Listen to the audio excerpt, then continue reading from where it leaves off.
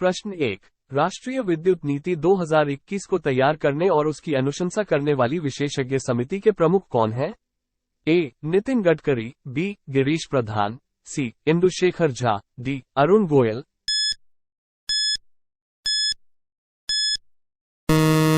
सही जवाब गिरीश प्रधान।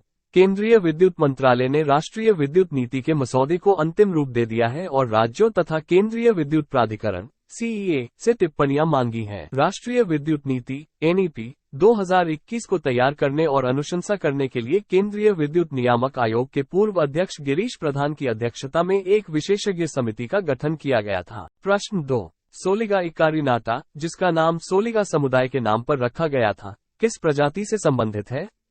ए. कछुआ, बी. ततैया, सी. तितली, डी. सांप।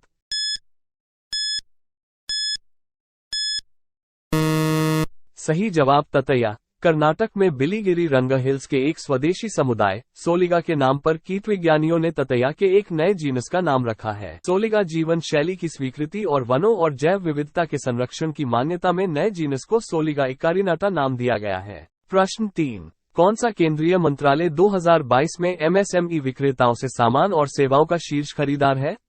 ए. रक्षा मंत्रालय, बी. वित्त मंत्रालय, सी. इस्पात मंत्रालय, डी. ग्रामीण विकास मंत्रालय।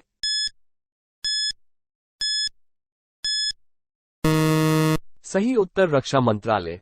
रक्षा मंत्रालय कैलेंडर वर्ष 2022 में एमएसएमई विक्रेताओं से माल और सेवाओं की खरीद करने वाला शीर्ष मंत्रालय था। ये सरकार के सार्वजनिक खरीद e commerce marketplace government e marketplace GeM द्वारा घोषित किया गया था। मंत्रालय ने पोर्टल से 2022 में 16,747 करोड़ रुपए के उत्पाद और सेवाएं खरीदी हैं। प्रश्न 4। किस भारतीय राज्य केंद्र शासित प्रदेश ने लाडली बहना योजना शुरू की? ए. महाराष्ट्र, बी. मध्य प्रदेश, सी. गुजरात, डी. ओडिशा।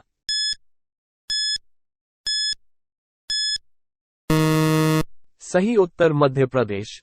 मध्य प्रदेश के मुख्यमंत्री शिवराज सिंह चौहान ने हाल ही में राज्य में आर्थिक रूप से गरीब पृष्ठभूमि की महिलाओं को 1,000 रुपये प्रति माह प्रदान करने के लिए लाडली बहना योजना शुरू की। 5 साल में इस योजना पर 60,000 करोड़ रुपए खर्च किए जाएंगे। लाडली बहना योजना से लाडली लक्ष्मी योजना की तर्ज पर सभी वर्गों के निम्न एवं मध्यम वर्ग की गरीब महिलाओं को लाभ मिलेगा। प्रश्न 5। उद्यान उत्सव 2023 हर साल किस राज्य केंद्र शासित प्रदेश में आयोजित किया जाता है?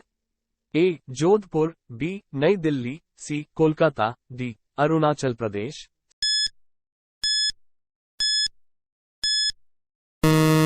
सही उत्तर नई दिल्ली। भारतीय राष्ट्रपति द्रौपदी मुर्मू ने उद्यान उत्सव 2023 में राष्ट्रपति भवन के गार्डन के उद्घाटन की शोभा बढ़ाई। इस आयोजन में साल में एक बार आम जनता के लिए राष्ट्रपति भवन के उद्यानों को खोलना शामिल है। भारत की आजादी की 75वीं वर्षगांठ के उपलक्ष्य में राष्ट्रपति भवन के प्रतिष्ठित मुगल गार्डन का नाम बदलकर अमृत उद्यान कर दिया गया। प्रश्न 6। किस कंपनी ने भारत में पहली बार एविएशन गैसोलीन का निर्यात शुरू किया है? A. Indian Oil Corporation, B. Hindustan Petroleum, C. तेल और प्राकृतिक गैस निगम, डी. भारत पेट्रोलियम।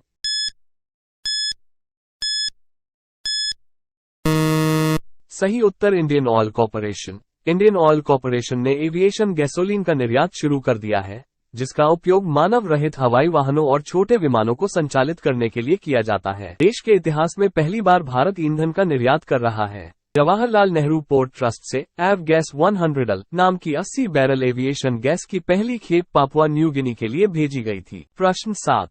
कौन सा खिलाड़ी खनन PSUNMDC का ब्रांड एम्बेसडर है?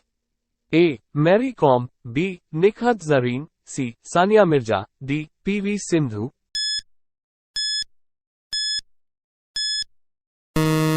सही उत्तर निखत जरीन। विश्व मुक्केबाजी चैंपियन निखत जरीन को अपने ब्रांड एम्बेसडर के रूप में खनन PSUNMDC का प्रतिनिधित्व करने के लिए चुना गया है। NMDC राष्ट्रीय खनिक है और भारत में लौह अयस्क का सबसे बड़ा उत्पादक है। निखत जरीन बर्मिंघम 2022 राष्ट्रमंडल खेलों की स्वर्ण पदक विजेता है। प्रश्न 8। OBC के उप वर्गीकरण के लिए आयोग के प्रमुख कौन है? ए. न्यायमूर्ति जी रोहिणी, बी. न्यायमूर्ति DY चंद्रचूड़, सी. न्यायमूर्ति उदय उमेश ललित, डी. न्यायमूर्ति संजय करोल।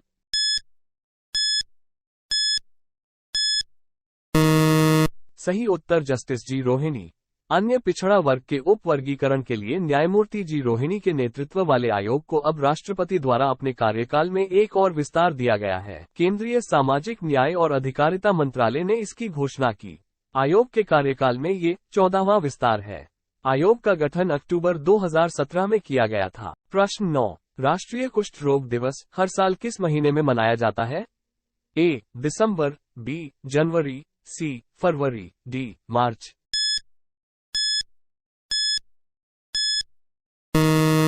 सही उत्तर जनवरी।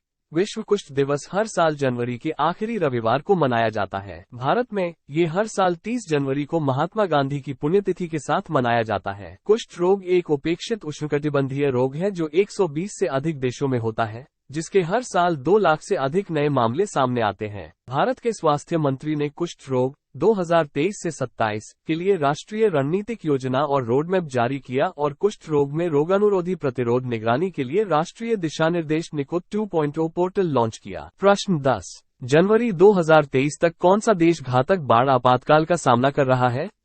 ए. New Zealand, B. यूएसए, सी. रूस, डी. चीन।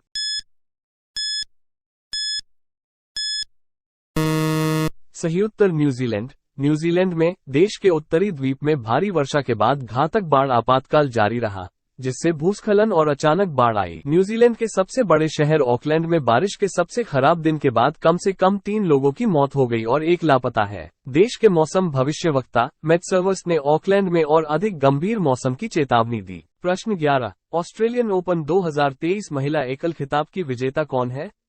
ए. Aryna Sabalenka, B. Elena Rybakina, C. Iga Swiatek, D. Ons जबूर।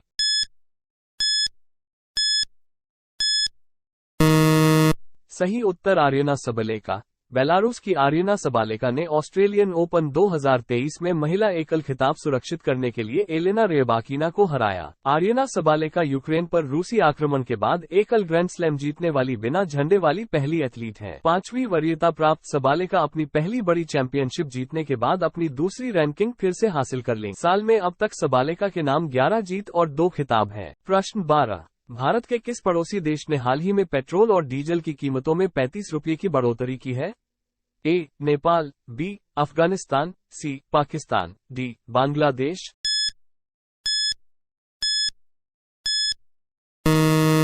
उत्तर पाकिस्तान। पाकिस्तान में सरकार ने पेट्रोल और डीजल की कीमतों में 35 रुपये की बढ़ोतरी का ऐलान किया है। इससे पेट्रोल 249.80 रुपये प्रति लीटर पर पहुंच गया है, जबकि डीजल के दाम 262.80 रुपये प्रति लीटर हो गए हैं। मिट्टी के तेल और हल्के डीजल तेल की कीमतों में भी 18 रुपये प्रति लीटर की बढ़ोतरी हुई है। पिछले हफ्ते पाकिस्तानी रुपया अपने मूल्य के करीब 12% टूट गया।